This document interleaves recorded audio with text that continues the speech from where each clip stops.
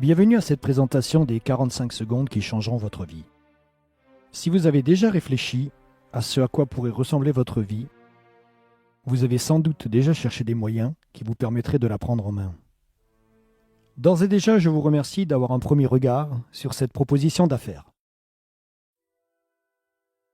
Voyons comment prendre votre vie en main avec le marketing de réseau. Avez-vous déjà songé à ce que cela représenterait pour vous de prendre votre vie en main? Voilà ce que signifie pour moi le fait de prendre sa vie en main.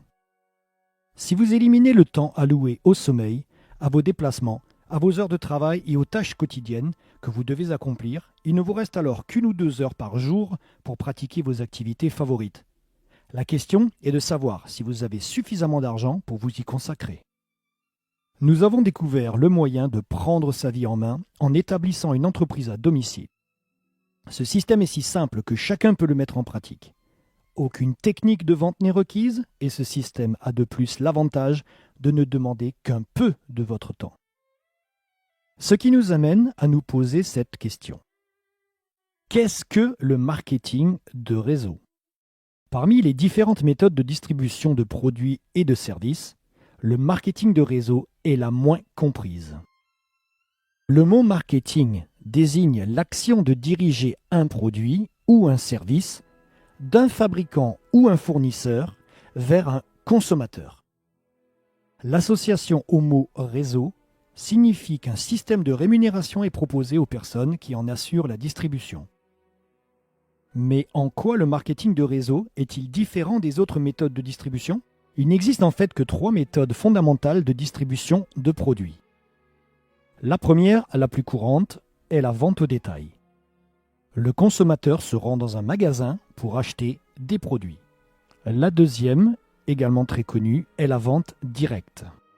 Les produits sont présentés et vendus au consommateur à domicile, la plupart du temps sous forme de réunion. Et enfin, la troisième méthode, la moins connue, le marketing de réseau.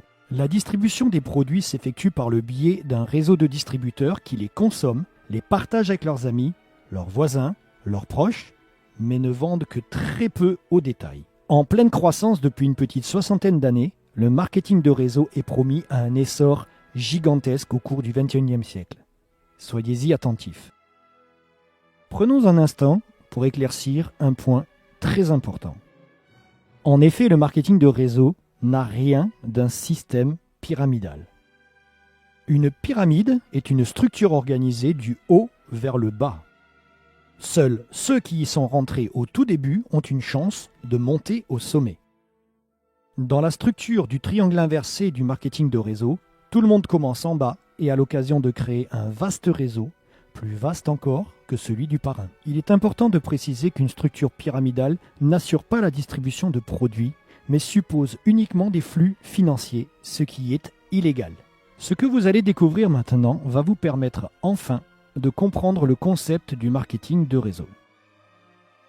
Au travers de la synthèse qui va suivre, je vais vous présenter les 4 premiers séminaires d'un livre que vous lirez ensuite si vous sentez qu'il est grand temps de prendre votre vie en main. Dans le premier séminaire, nous verrons que 2 × 2 = 4. Le séminaire numéro 2, le syndrome de l'échec chez le vendeur. Le séminaire numéro 3, 4 choses que vous devez faire. Et enfin, le séminaire numéro 4, creuser jusqu'à la roche mère. Abordons le premier séminaire qui s'intitule 2 × 2 = 4. Ce séminaire traite de l'importance du travail en équipe et du soutien aux distributeurs qui démarrent dans votre réseau. C'est au cours de cette illustration que nous commencerons à utiliser le terme parrainage. Et nous verrons qu'on n'a pas besoin de parrainer la terre entière pour réussir.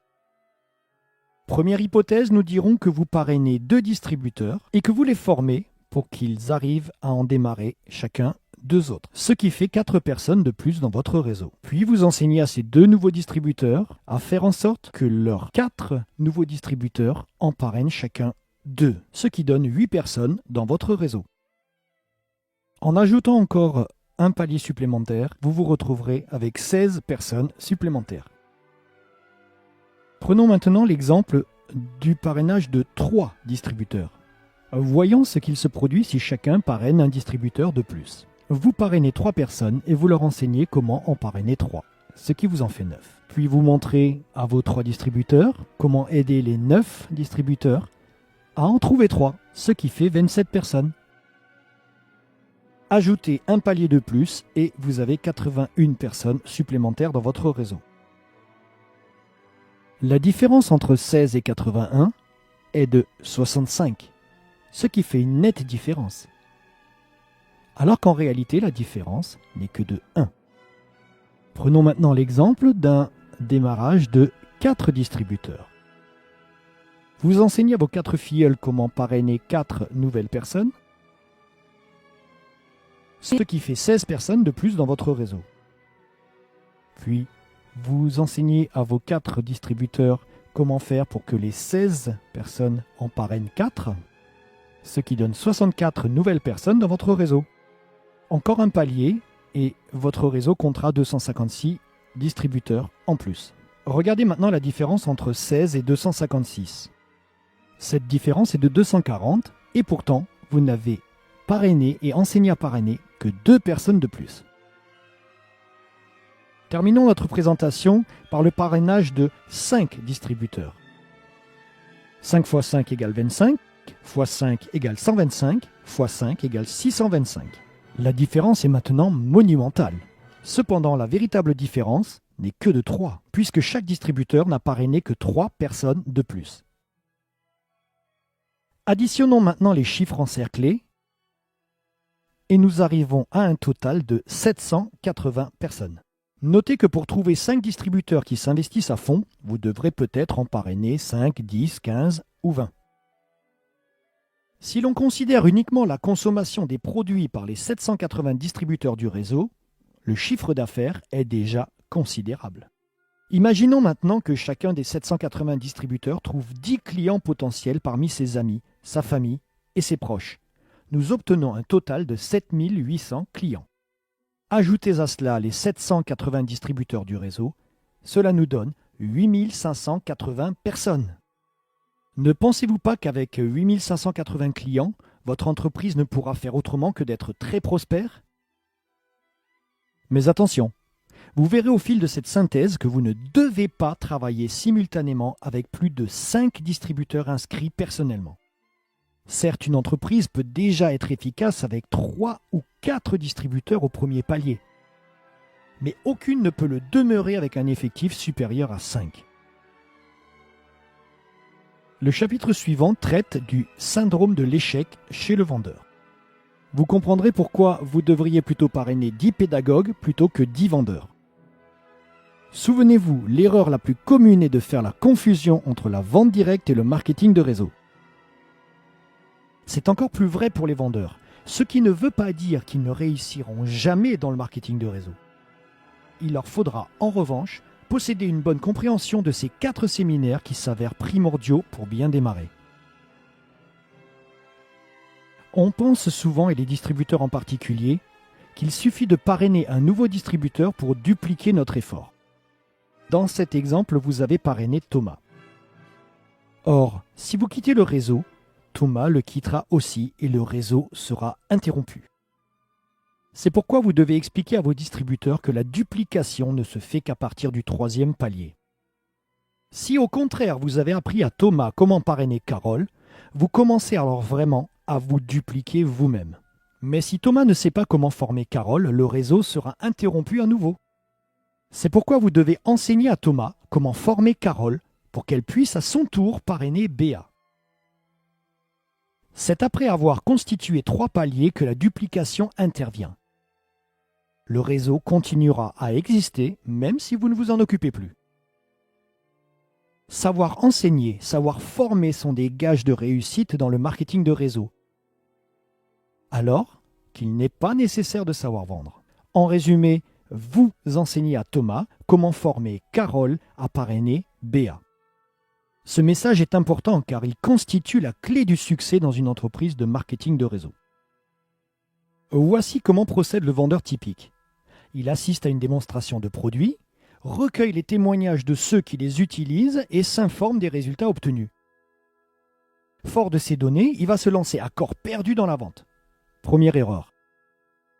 Lorsque vous lui expliquez que pour réussir, il doit parrainer des distributeurs, il met alors toute son énergie dans le parrainage. Deuxième erreur. Ce parrainage à la chaîne va générer autant d'abandons que de nouvelles candidatures.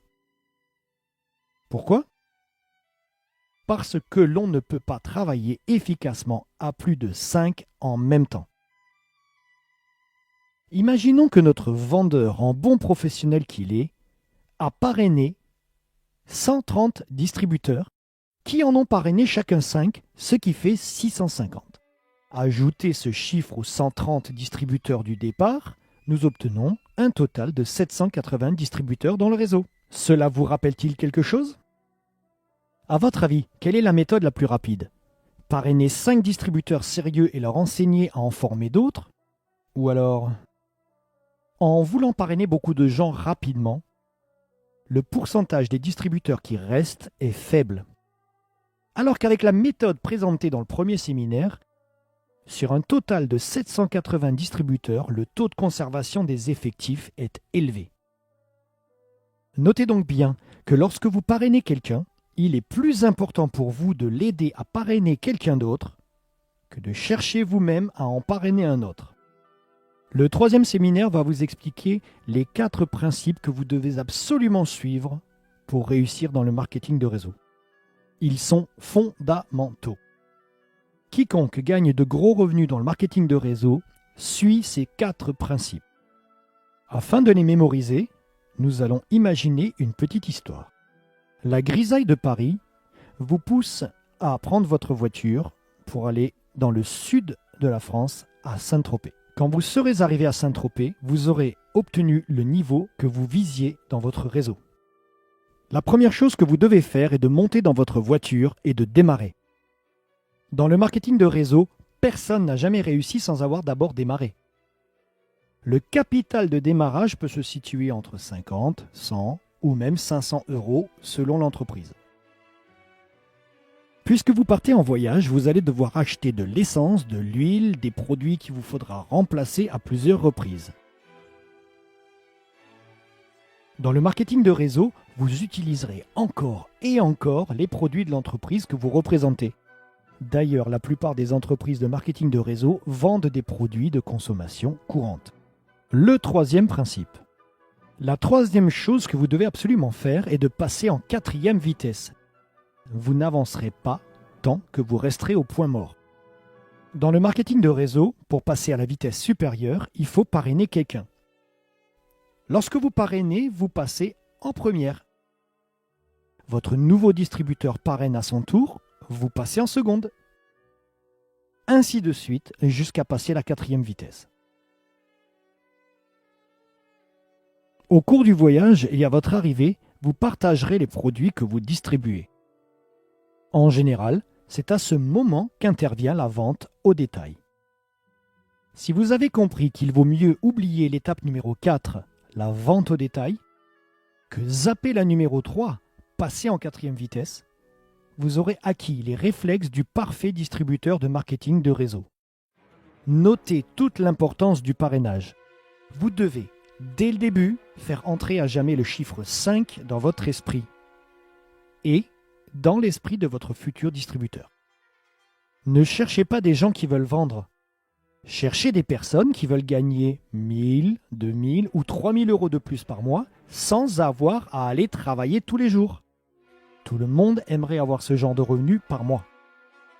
Expliquez simplement au futur distributeur qu'il devra y consacrer 5 à 10 heures par semaine s'il souhaite constituer son réseau. Rappelez-vous, la boîte de vitesse n'est pas automatique. Ne pensez surtout pas que vous êtes incapable d'enseigner à quelqu'un ce que vous apprenez au fil de ces pages.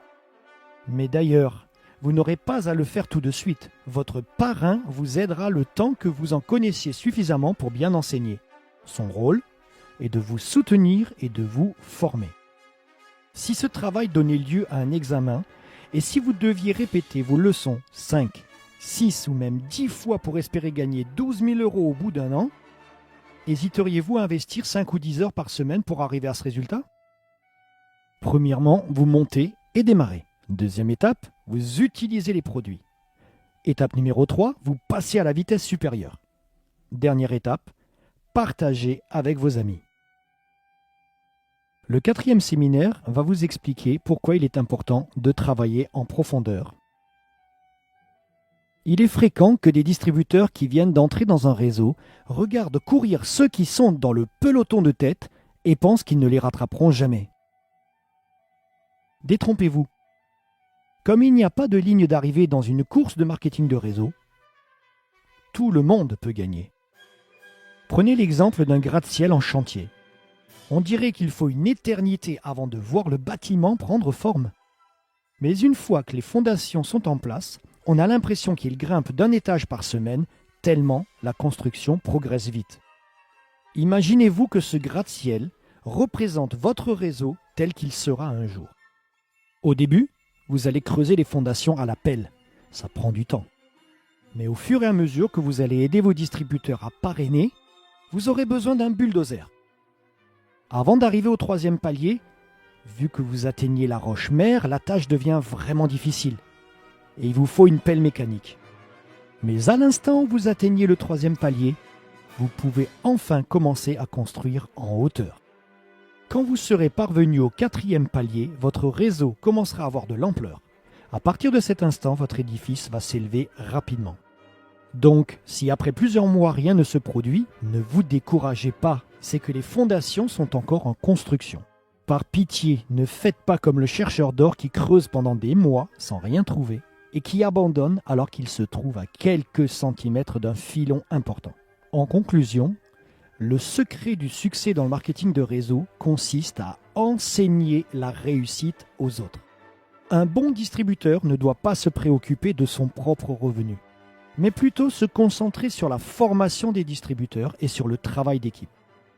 Mais cela prend du temps, car avant de pouvoir former les autres, vous devez vous-même avoir appris ce qu'il faut faire. Vous devez donc prendre l'engagement de retourner à l'école 5 à 10 heures par semaine pour vous familiariser avec l'entreprise. Ce que vous devez faire pour réussir dans le marketing de réseau se résume en 2 phrases. Faites-vous des amis si vous n'en avez pas encore. Faites connaissance avec les amis de vos amis. Les 10 séminaires des 45 secondes qui changeront votre vie de Don Failla sont reliés ensemble. Les chapitres qui suivent dans le livre répondront aux questions que vous vous posez peut-être en ce moment. Demandez à la personne qui vous a invité à cette synthèse de vous prêter ce livre pour que vous le lisiez en entier. Demandez-lui également de vous parler de l'entreprise qu'elle représente, des produits qu'elle distribue et de la méthode de marketing qu'elle utilise et des outils fournis. Il y a fort à parier que vous apprécierez la qualité des produits et la proposition d'affaires qui y est assortie pour que vous puissiez prendre votre vie en main. Il n'y a pas de hasard dans la vie. C'est ce que l'on pense, ce que l'on fait et ce que l'on dit qui provoque ce que l'on a.